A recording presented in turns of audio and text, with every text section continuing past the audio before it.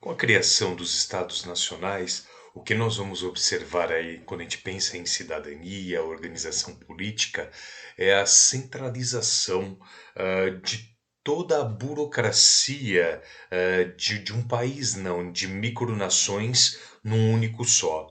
O que a gente tem com os Estados Nacionais aí é o fim da heterogeneidade dos feudos, das populações, das religiões, das línguas.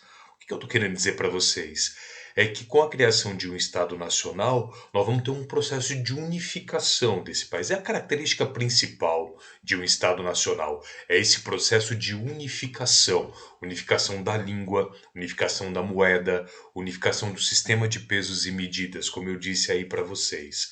A partir do momento em que você tem a criação de um Estado Nacional, a possibilidade de uma prática cidadã, ela se torna mais forte, ela se torna mais sólida, pelo menos no papel, pelo menos teoricamente, com a criação do Estado Nacional, todos os cidadãos eles passam a ser iguais perante a lei. Vamos avançar mais um pouquinho. Quando a gente pensa também em Estado Nacional, nós temos aí o conceito de nacionalismo, contribuindo para essa ideia de cidadania. O nacionalismo, de uma forma geral, está intimamente ligado à chamada identidade social, é uma forma de identidade social. O nacionalismo, ele vai surgir aí com a criação dos estados modernos. É aquela ideia, né, de que sou brasileiro, de que sou norte-americano, de que sou japonês, de que sou inglês, de que sou francês. A ideia de nacionalismo, ele traz para a gente aí esse sentimento de pertencimento, de sujeição, de ser sujeito de uma nação, além, claro, das nossas obrigações e direitos. O grande problema do nacionalismo é se ele for exacerbado, o que você tem aí é o fortalecimento de um sentimento xenofóbico, onde você passa a recriminar os estrangeiros dentro do seu país. Então existe uma linha tênue entre a ideia de nacionalismo positivo para um país e atitudes xenofóbicas e preconceituosas. Com relação à história política e das nações, o que nós vamos observar é uma constante pressão da população excluída para ser admitida como cidadã, como cidadão. As minorias sempre vão estar buscando, de alguma forma, através de movimentos sociais, como acontece no Brasil hoje, pertencer politicamente a uma nação. O que a gente observa hoje, principalmente no Brasil, é que essa ideia de cidadão ela ainda é restrita.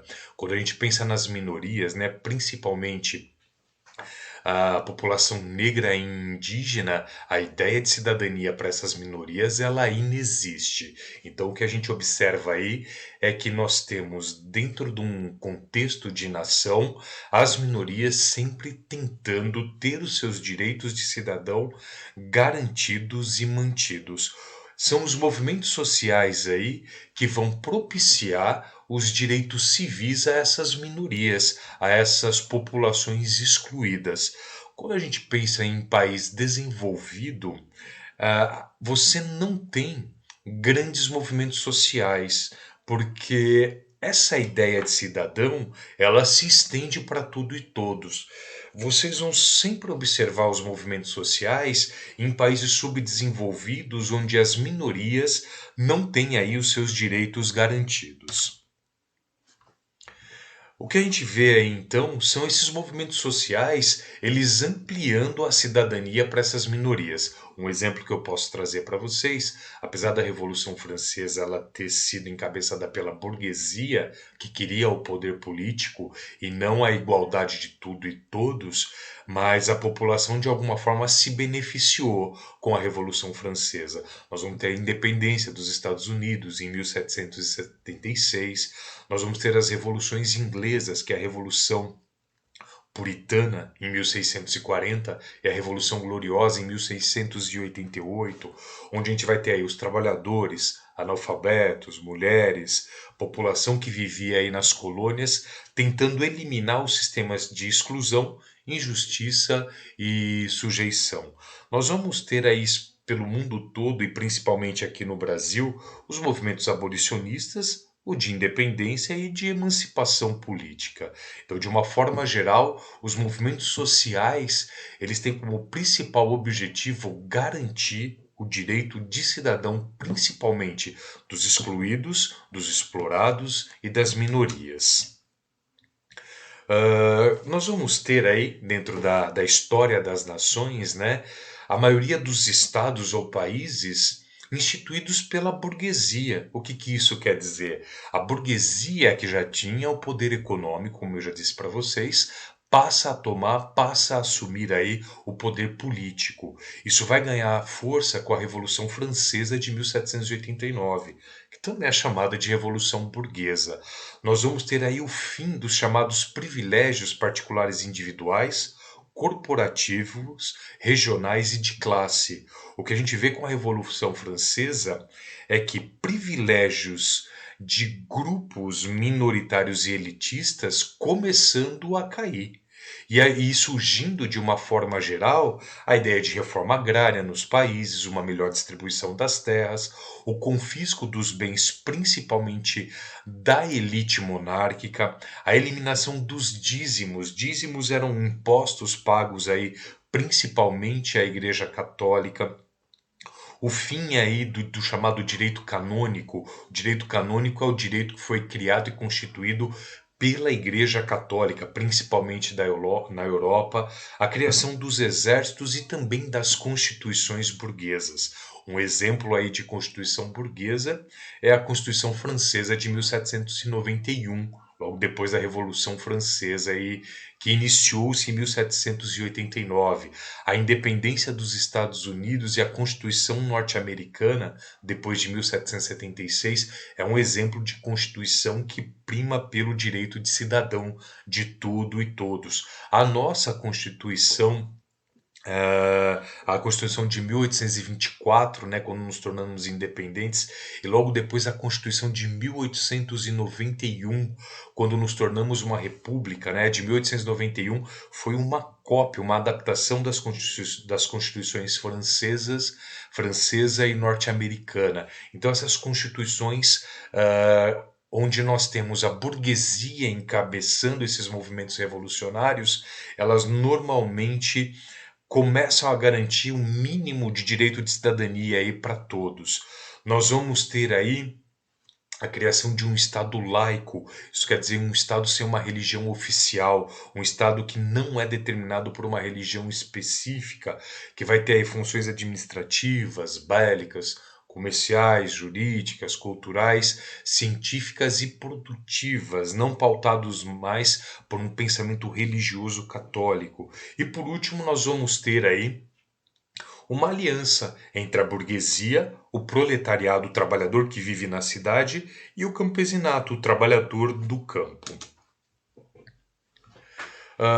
Nós vamos ter, dentro desse processo aí burguês de revolução, derrubando as monarquias absolutas, um processo de unificação nacional, que vai abranger aí todos os setores da nossa vida social.